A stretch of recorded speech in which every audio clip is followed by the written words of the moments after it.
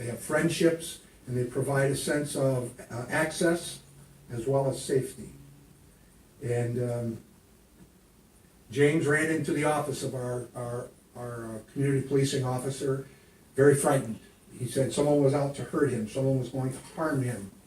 And the officer calmed him down and tried to gain more information on what was going on. And Mr. Davis was very vague, and he kept talking about somebody had a gun, and the officer said, when did he have a gun? Did you see a gun? And just, again, everything was extremely vague, so we got other officers involved, and eventually we're able to actually get a name of someone we thought might be involved in threatening Mr. Davis. Mr. Davis talked about riding down the elevator in the high-rise with this individual. So we had officers locate the individual, stop the individual, have conversation, actually took him to our department to interview him to see if there was a threat that really did exist. In the meantime, we're talking with Mr. Davis, who is really not making a lot of sense. He's not putting the pieces together for us. He kept talking about the guy who was trying to kill him had a warrant for him for a murder. He had already committed a murder and was wanted for a murder. And that he knows he had a gun. And when we say, how do you know he was going to hurt you if you didn't see a gun? And he was saying things like, it's just a feeling, I just know it.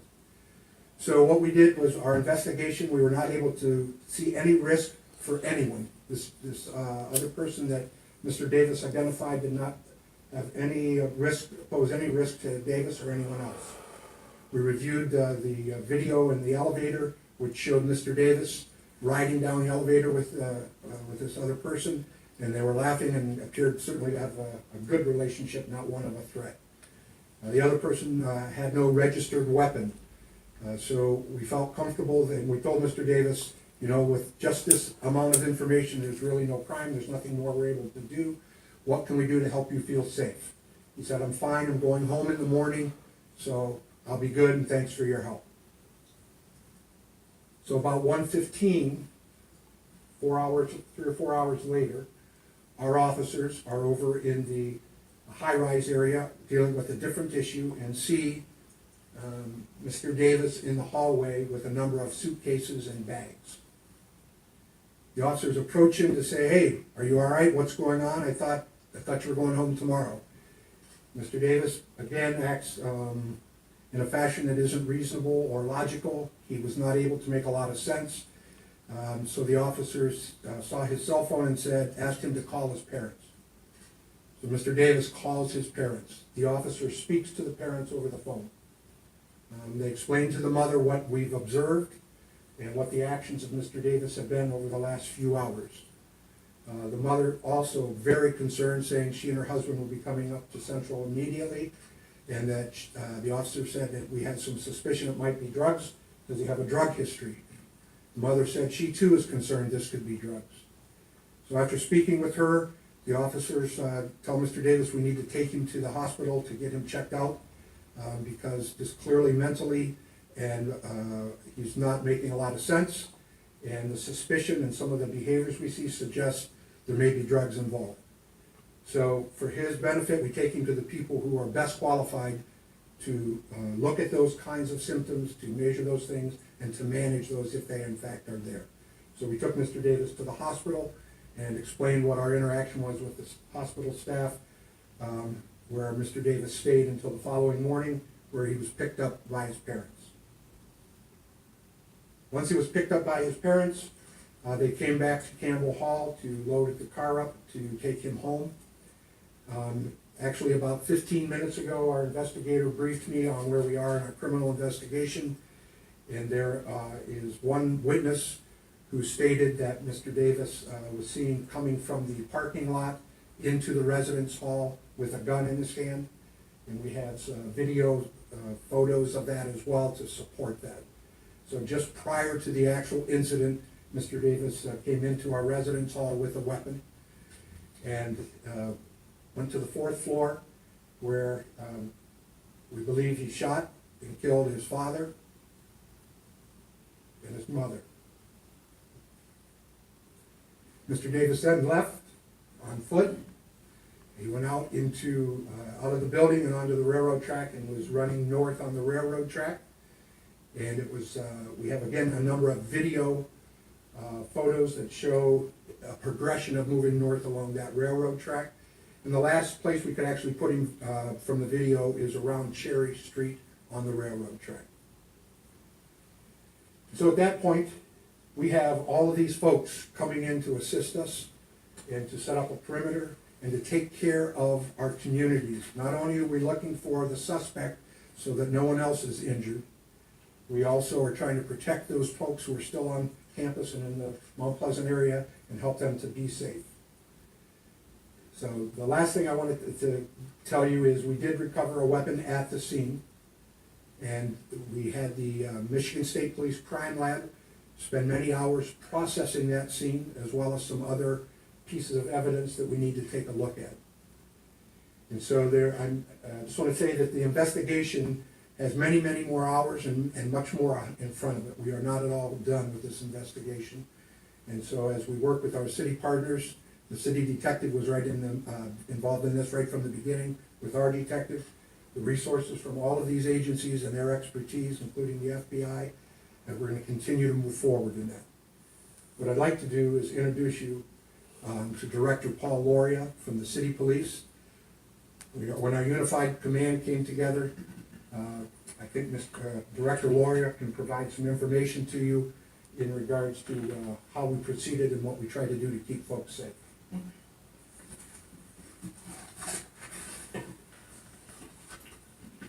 Hello. All right. We back.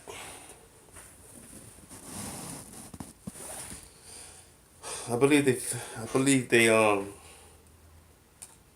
apprehended the suspect that killed his parents.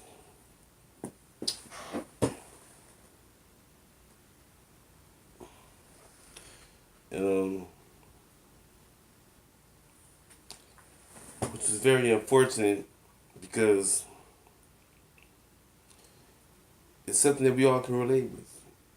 At least I can. I mean, I can relate with killing my parents. Not doing it, of course. But think about it. Shit, growing up,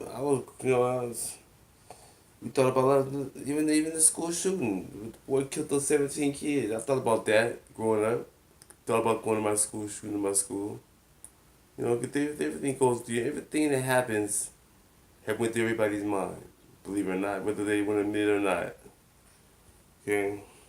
It goes through your minds. You know, Eddie Murphy said in one of his comedy specials, God, please kill her. You know, remember that? You know, that's real stuff. You know what I'm saying? That ain't no make-believe thing. That happens every day. It's an emotion that just it comes to you when whatever, you know, whatever case it may be. I mean, but the fact is, you know, we have to understand that we all have procedures that we go through. People have jobs. People make jobs. People make careers off of negativity, off of evil. That's why it's all orchestrated. That's why it's called propaganda. You orchestrate stuff for something happens to keep you a job. Why would we need anything without evil? You must have evil so we can have an economy. You feel me? So economy, evil, all that stuff runs in together. Okay. Good, pleasant, or you know, happy-go-lucky, whatever you want to call it. Those things is what you pretty much are aiming for. You're trying to get to that by acting like that, because those are acts. Those right there are just acts. You act good. You act, you know. Because if you didn't, we couldn't have a civilized world. That's why we had that a lot of the analogies and stories of Adam and Eve getting kicked out of the garden to go get civilized. You know, sinfulized. You know, you have to deal with the sin. So in order to deal with the sin, you must have some kind of economic structure where you can live civilized and mark it off of the sin that you're committing. You feel me? It's all about money. That's what it's all about. It's all about money. So everything happens because it's designed to happen. It's just a matter of time. I was reading books like the Bible, Iceberg Slim, Pimp, um, um, autobiography of Malcolm X. I was reading these books at 5 years old, 6 years old. The first book that's the first book that I read when I started reading. Those are the first books I was reading. I wasn't reading no damn little the three little bears, and those are jokes. I thought all that was just jokes, you know, because I was reading the real stuff. So after I read that, I was done with pretty much learning, you know. That's why I couldn't wait to get to the hood. I couldn't wait to get on people who just talk shit and talk this and talk that. But when I got around them, they didn't want me around. They didn't accept me. They kicked me out. They were like, no, you go deal with the white folks. Go learn something. I said, learn what? What you want me to learn? You want to learn? I want to learn that shit. I learned that shit. That shit ain't shit. That shit is evil. The shit that I learned from y'all, that was no evil. That was just the surviving from evil. So let me in. No, you can't come in. Why? You like the police. But I'm not the police. I ain't. See, they were scared that I was gonna run back and tell they had informants. Yeah, and you know what? I tell you the truth. I knew white people. I knew them. I knew a deep. I knew them in the deep Republican fields of white people. But the thing about it is, they didn't like me either, cause I wasn't telling them shit. Even growing up as a kid, they didn't like me. The only reason why they didn't like me a little bit, because I have four sisters, which have probably had nothing to do with it. But I don't know. I'm just speculating on that. And I was good at sports. I was athletic, so I was making them better in whatever, you know. So, you know,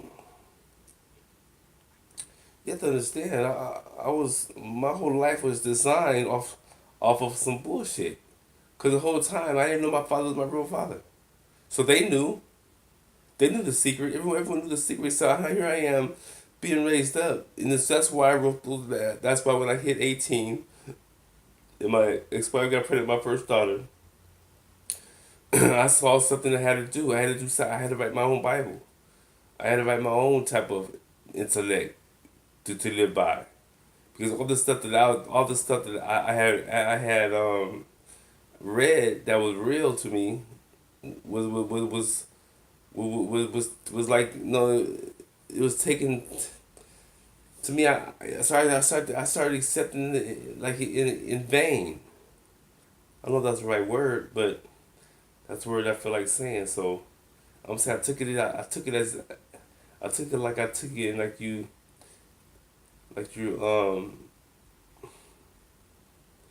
you know, I accepted it. I understood it. But I gotta take all that and find a way to get through the rest of my life. Cause I'm a young man. I'm like 18 years old. I have a daughter. I'm about to have a child. At that time I didn't know if I knew it was. I think I knew it was a girl because when I pick my girls, I pick them in twos.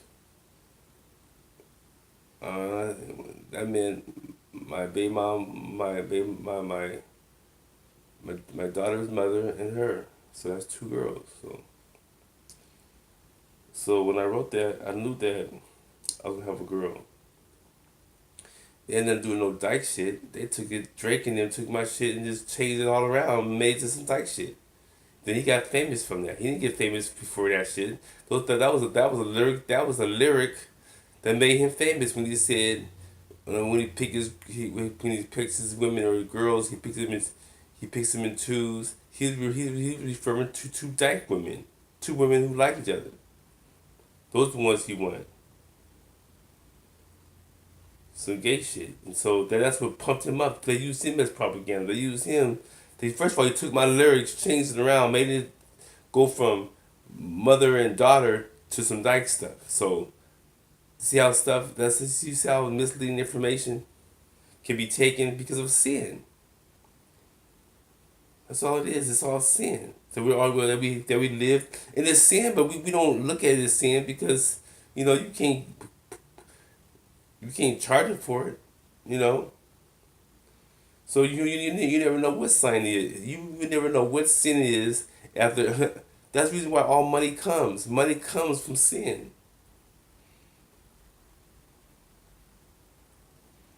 You think money comes from goodness?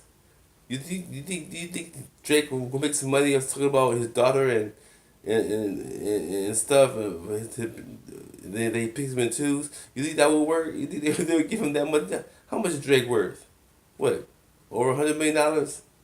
Come on. Over rapping about some stuff that I started, gave him. He took it, changed it around.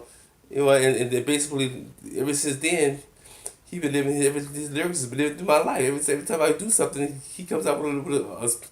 So I got some Drake followers around me. I guess they doing some research on me and giving it to him. So and he did work with my cousin, my first cousin Morrow.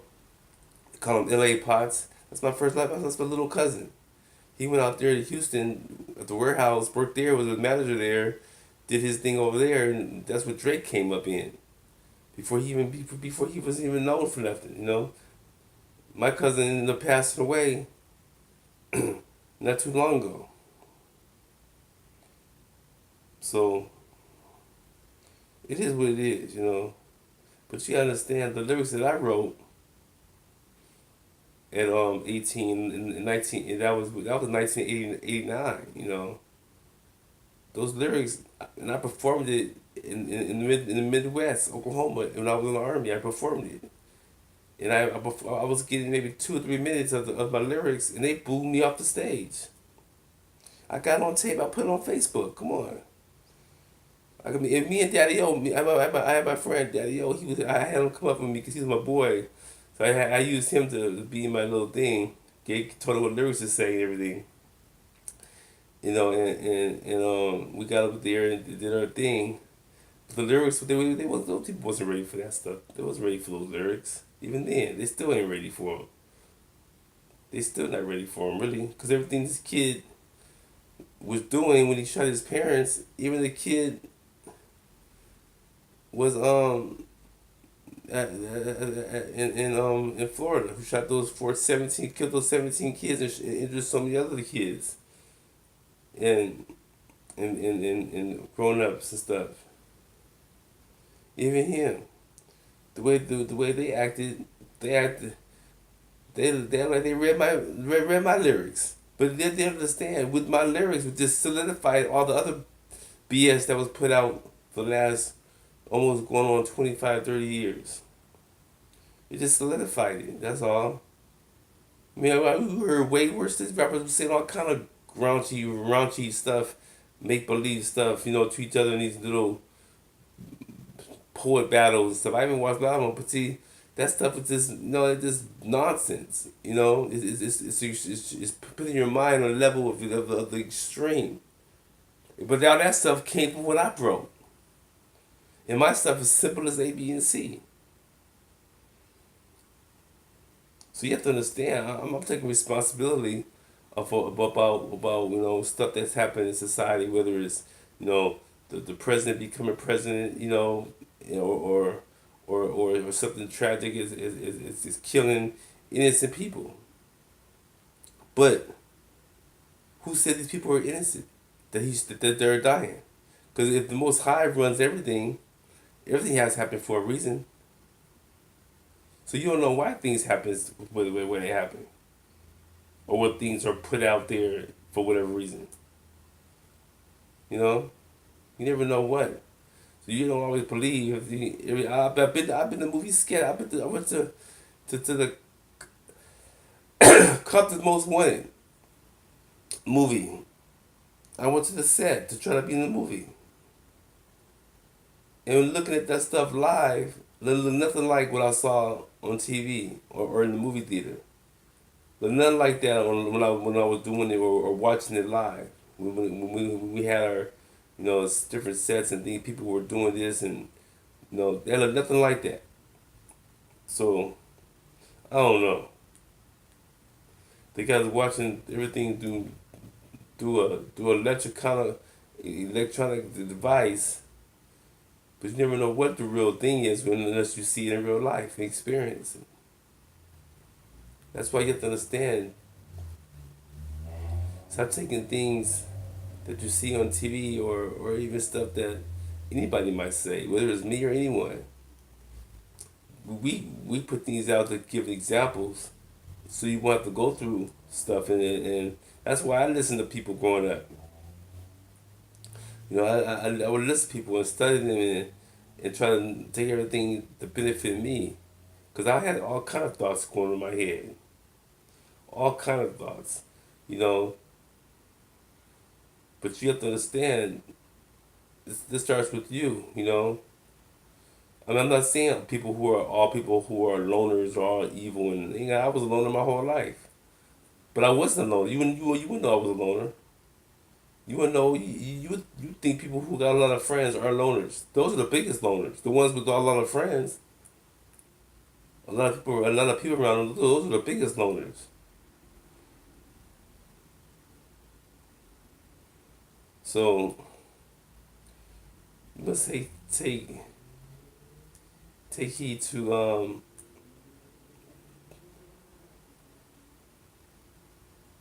take heed to why things are the way they are, and find out some truth in your life. Cause that's basically what will set you free, is that truth. But you can't. You're not gonna get no truth if you are you dealing with these liars. Whether it's you're lying to yourself, whether you're living a lie, whether you're dealing with a lie, whether you're this, but whether you're afraid of the lie. I don't know anything. But it's gonna always be a problem for you, or for whatever, because you never know what's gonna happen. You can't. You cannot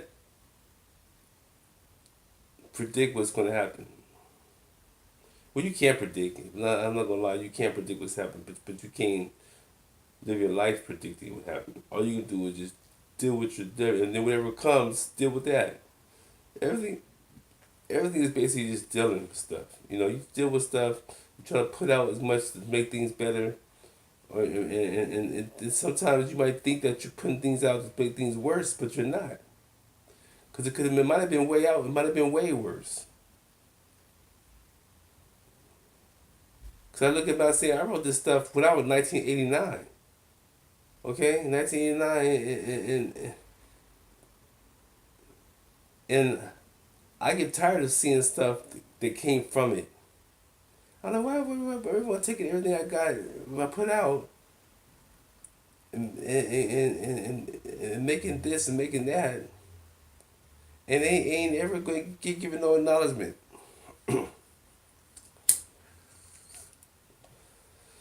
Because it goes with the money. The love of money is the root of evil. So gonna always be a secret. And that's as long as you're gonna keep secrets, you're gonna keep having stuff like that. You'll start having some more and more stuff like this. So all you're gonna do is it's gonna be more and more, because a lot with secrets being lies. Secrets bring lies, lies bring death. You know? I don't mean death as far as you're not, your body ain't moving no more. You can be dead in your mind. You can be dead in your spirit. That's the worst kind of death. When the death is living. Cause